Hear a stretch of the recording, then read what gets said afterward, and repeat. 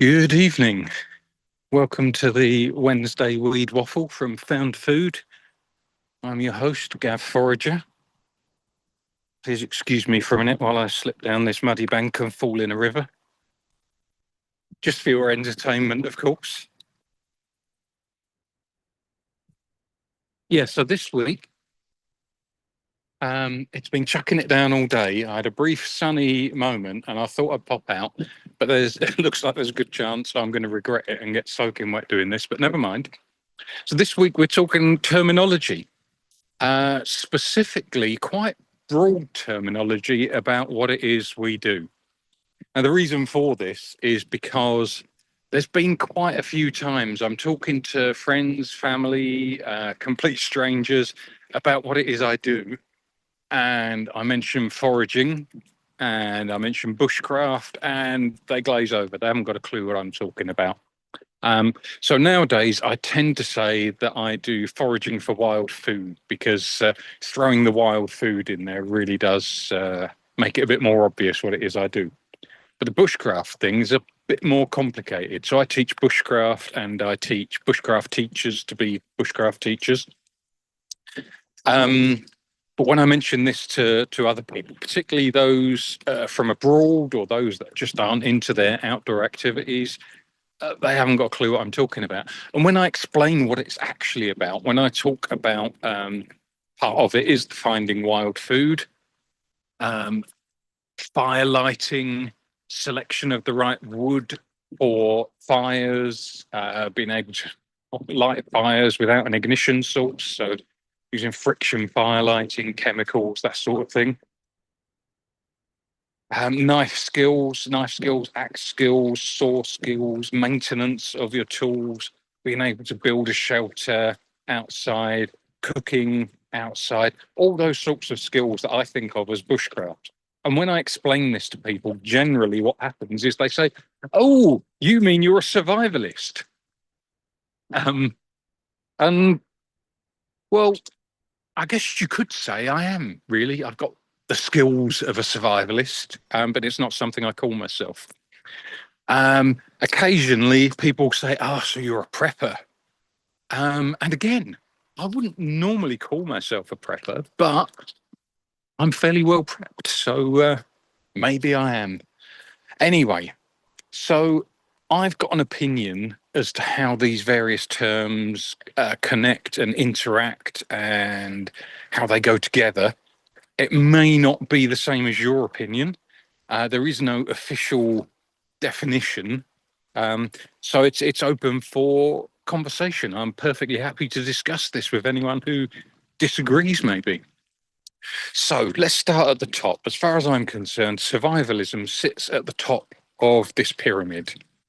Um, and survivalism is very much, in my opinion, is about survivalism at all costs. I must survive at all costs. So a scenario that might uh, make you think of survivalism could be in film and TV, say Tom Hanks in Castaway, or the TV series Lost, or it could even be real life situations such as the aeroplane that crashed in the Andes and the sports team found themselves having to resort to cannibalism. Now, that is survivalism. That is survival at all costs. Um, and that can mean uh, without taking into consideration the environment. So, for example, I'm in a situation where I need to survive, and there's a very rare tree right next to me, and I need to burn wood to survive. Well, I'm burning the tree. Same if there are some rare orchids that I know are edible and I need to eat to survive, I'm eating the orchids. That's kind of what survivalism is about. Now, survivalism, it got a bit of a bad name because of exactly that. It's at all costs. And rightly or wrongly, people got the idea that survivalists were going out into the wild and practicing these skills at all costs and damaging the environment.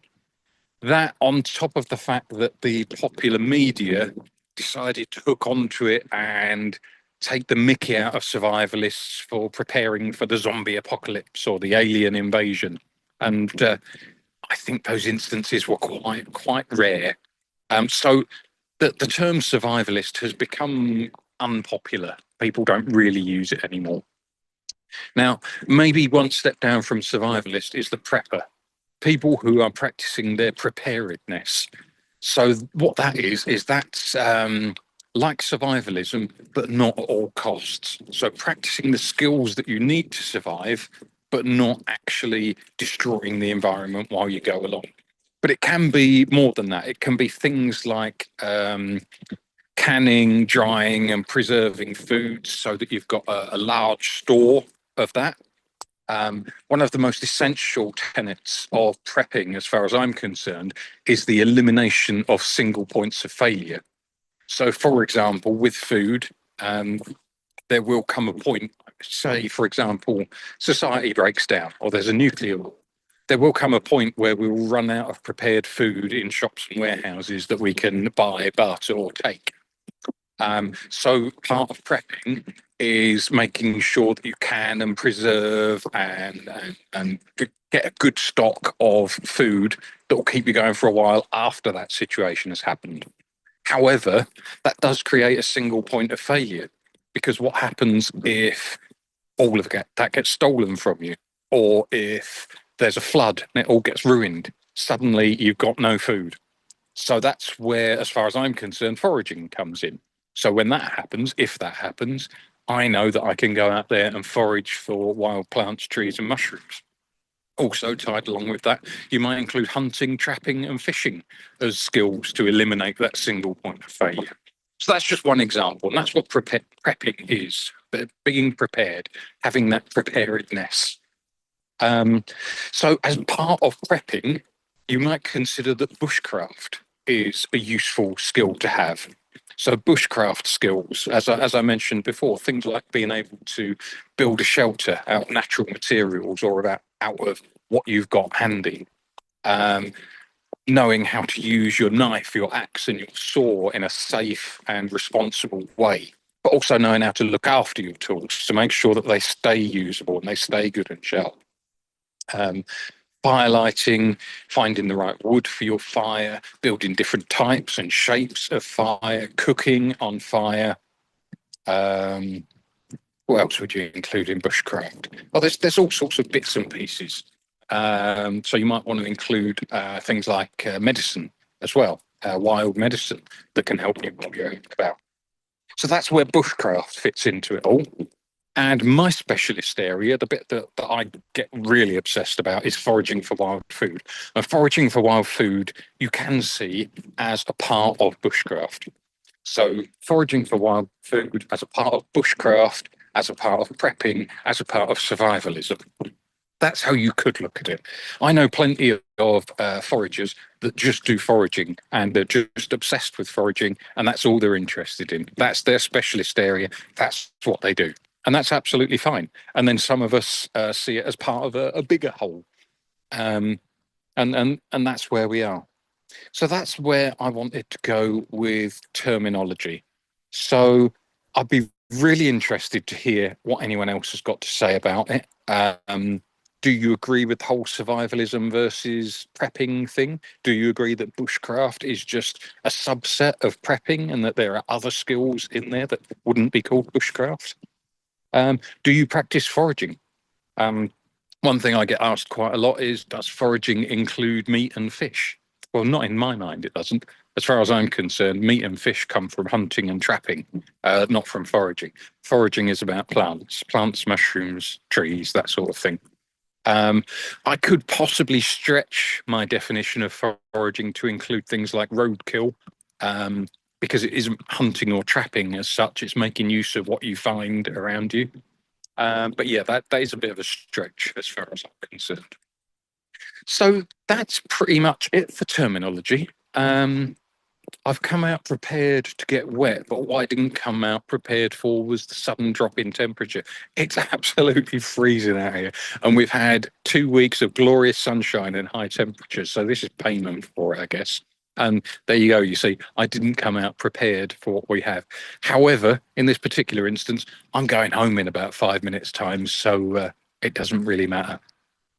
So here I am, standing in a stream in the countryside, beautiful countryside all around me, and I can see all sorts of magnificent things.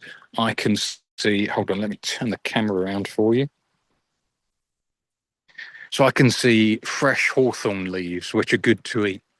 I can see a hazel tree, which will make good stiff poles, particularly for making a shelter. Also useful for friction fire lighting.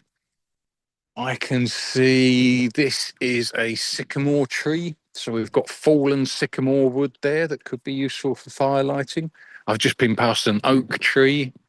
There's lots and lots of facilities here.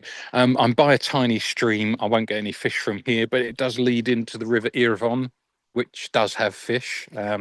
Used to have salmon, but now I think it's just trout and grayling nowadays. So there's lots and lots here, lots to use, lots to make use of. So that's it for the Wednesday Weed Waffle. Please drop your comments and questions underneath the video. And just as a little pointer for next week we're going to have a guest speaker, Sam Webster from foragingforagers.com. And Sam is going to be talking about her foraging and foraging teaching experiences, but she's also going to be telling us about the British Wild Food Festival, which is coming up in early June, I believe. And that's going to be a fantastic event. Lots of us wild food foragers there, but also lots of other family activities as well. So I'll see you next week, and we'll look forward to seeing Sam talking about her experiences. Thanks very much.